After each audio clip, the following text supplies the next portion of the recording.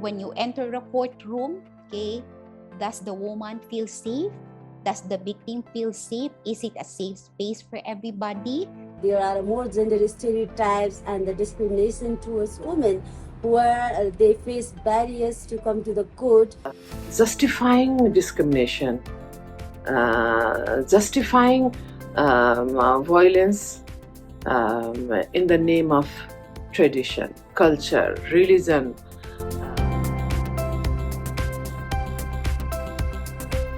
Across Asia, courtroom misogyny and judges' insensitivity towards survivors of rape and sexual assault were not uncommon. Take the court case filed by Sadabai in India as an example.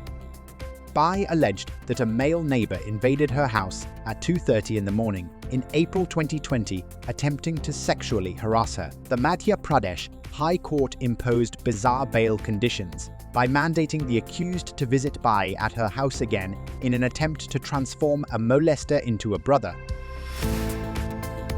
Alarmed by the ominous precedent set by such conditions, 4 individuals sought legal recourse at the Supreme Court. Their plea was clear.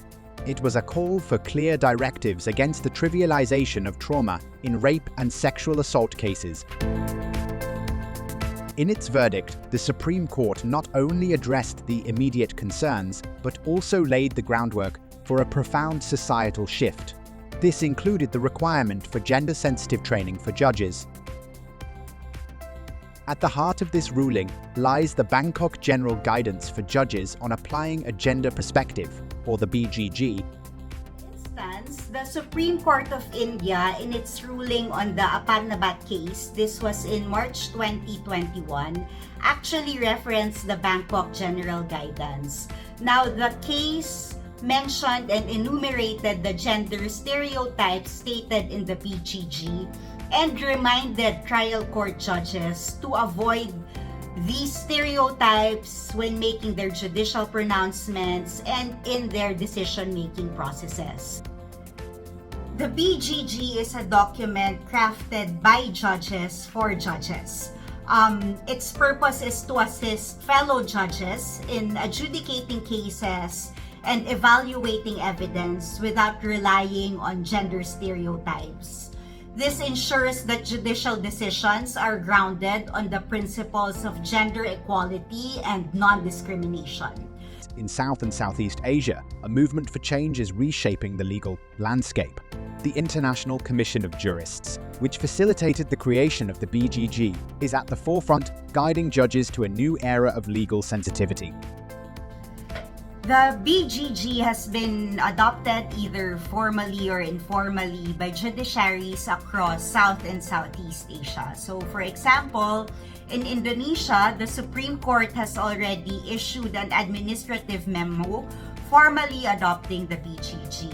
Now, for informal adoption, there are also judiciaries that have committed to include the BGG in gender mainstreaming in the judiciary, particularly through the training of judges by the judicial institutes. This includes the Philippines, Sri Lanka, Nepal, all of which are focus countries of the Access to Justice project. And we also had organized several judicial dialogues to the judges and training to the judicial officials, including the lawyers, who needs to be more like a gender friendly and aware about the content of the Bangkok General Guidance. In Nepali judiciary, when they returned from that judicial dialogue, there was a discussion among the judges who participated there, and there was a midterm review of their strategic planning, 5 years strategic planning, where judges also incorporated some of the element of the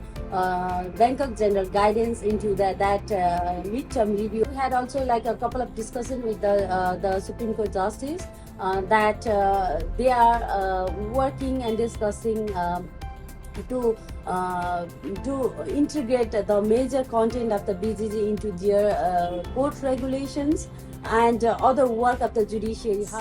In the Philippines, yes, it has not been officially instituted into the system, okay, but there are several trainings already conducted. I think there were 2 that were conducted last year to orient judges on how to use it.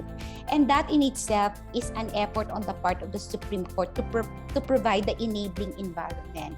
We also have the gender fair language. You see, the guidelines, the gender fair language was adopted in 2021. And in fact, it expanded, okay, the Bangkok General Guidance because it gave their concrete illustrations of how one can shift to a gender-sensitive language and how to avoid sexist or male-centric terms and jargons in court. I am seeing this in court being played out and even in informal settings. The judges that I know are utilizing it.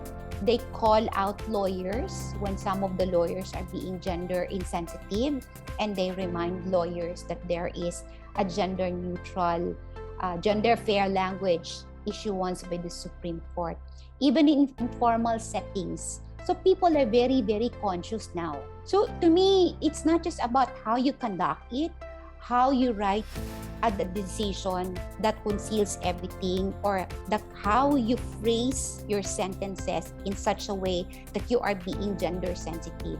It's more on the action, the tone, the tenor, the environment, the structure that is in place.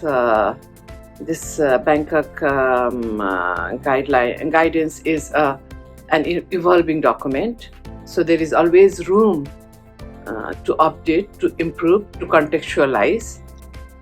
So the guidance is very, very important that we challenge that unconscious biasness.